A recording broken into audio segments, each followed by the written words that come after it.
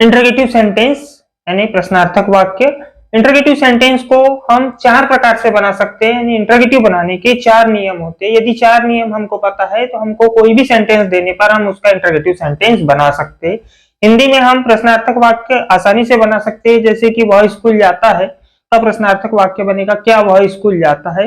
वैसे ही इंग्लिश में ही गोज टू स्कूल का इंटरोगेटिव सेंटेंस बनेगा does he go to school कि क्या वह स्कूल जाता है। तो आइए देखते हैं उसको हम कि हम इंटरोगेटिव सेंटेंस किन किन रूल्स के माध्यम से बना सकते हैं। तो जो चार रूल्स होते हैं जो बहुत ही आसान है, जिसके माध्यम से हम इंटरोगेटिव सेंटेंस बना सकते हैं। पहले रूल्स के अनुसार यदि सेंटेंस में हेल्पिंग वर्ब हो तो हेल्पिंग वर्ब को सामने रख देना है, बचा हुआ सेंटेंस लिखना है, लास्ट में लगाना है हमको क्वेश्चन मार्क। सेकंड रूल के अनुसार यदि सेंटेंस में वर्ब का फर्स्ट फॉर्म हो तो डू को सामने लिखना है, फिर पूरा वाक्य जैसे का वैसा लिखना है, आखिरी में लगाना है हमको क्वेश्चन मार्क। थर्ड रूल के अनुसार यदि सेंटेंस में वर्ब का सेकंड फॉर्म आता है, ऐसी कंडीशन में हमको डिड को सामने रखना है, उसके बाद सब्जेक्ट लिखना है, उसके बाद वर्ब के सेकंड फॉर्म को फर्स्ट फॉर्म में बदलना है और बचा हुआ वाक्य लिखना है, आखिरी में लगाना है हमको क्वेश्चन मार्क। फोर्थ रूल्स के अनुसार यदि वर्ब के फर्स्ट फॉर्म में यस यस आई एस हो तो ऐसी कंडीशन में अब हमको डज को सामने लिखना है। जो एक्टिविटी हमने थर्ड रूल में की थी वही यहां पर करना है कि यदि वर्ब का फिफ्थ फॉर्म आता है तो डज रखना है, फिर सब्जेक्ट लिखना है, उसके बाद वर्ब का फर्स्ट फॉर्म, फिर बचा हुआ वाक्य और लास्ट में लगाना है क्वेश्चन मार्क। दूसरे शब्दों में डज लिखने के बाद में हम सब्जेक्ट लिखने के बाद वर्ब में से यस यस आई एस को हटा देंगे, या हम डायरेक्ट वर्ब का यदि फर्स्ट फॉर्म रख देते हैं तो यस यस आई एस खुद ही हट जाती है।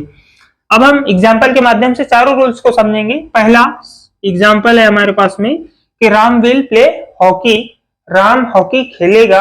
हमको प्रश्न बनाना है कि क्या राम हॉकी खेलेगा। तो इस सेंटेंस में विल हमारी हेल्पिंग वर्ब है तो उसको हम सामने लिख देंगे ऐसा विल, फिर उसके बाद में हमको बचा हुआ वाक्य जैसे का वैसा लिख देना है। विल को निकाल लिया तो बचा हुआ लिख देंगे हम राम, फिर प्ले, फिर हॉकी और लास्ट में लगा देंगे हम क्वेश्चन मार्क। तो इंटरोगेटिव सेंटेंस बन गया विल राम प्ले हॉकी और क्वेश्चन मार्क, क्या राम हॉकी खेलेगा। फर्स्ट रूल के अनुसार हेल्पिंग वर्ब दिखी तो हेल्पिंग वर्ब को हमने सामने रखा। सेकंड सेंटेंस है हमारे पास में कि दे कुक फूड, वे खाना पकाते हैं। हमको इंटरोगेटिव सेंटेंस बनाना है कि क्या वे खाना पकाते हैं। तो वर्ब का फर्स्ट फॉर्म आया हुआ है तो सेकंड रूल के अनुसार हमको डू को सामने लिखना है, एज इट इज हम डू लिखेंगे, उसके बाद में जैसे का वैसा पूरा सेंटेंस दे, फिर कुक, फिर फूड और लास्ट में लगा देंगे हम क्वेश्चन मार्क। थर्ड सेंटेंस देख रहे हैं हम, सी सेंग अ सॉन्ग, उसने एक गीत गाया। हमको प्रश्न बनाना है क्या उसने एक गीत गाया।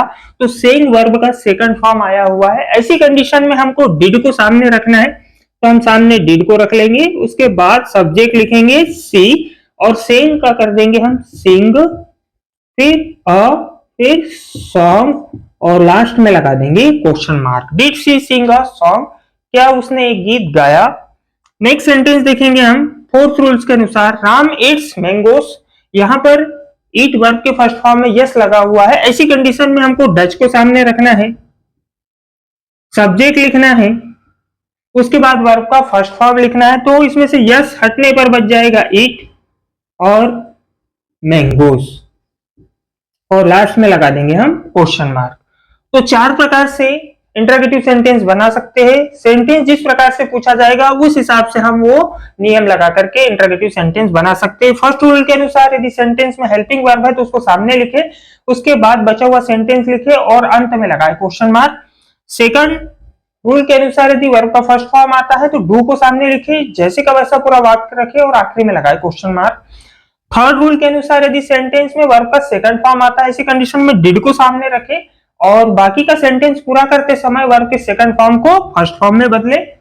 और यदि वर्ब के फर्स्ट फॉर्म में यस यस आई एस वाला सेंटेंस आता है, ऐसी कंडीशन में डज को सामने लिखे, उसके बाद में सब्जेक्ट रखे, फिर उसके बाद वर्ब का फर्स्ट फॉर्म, फिर बचा हुआ सेंटेंस और लास्ट में लगाएंगे हम क्वेश्चन मार्क। वीडियो अगर अच्छा लगा हो तो उसको लाइक करेंगे, शेयर करेंगे।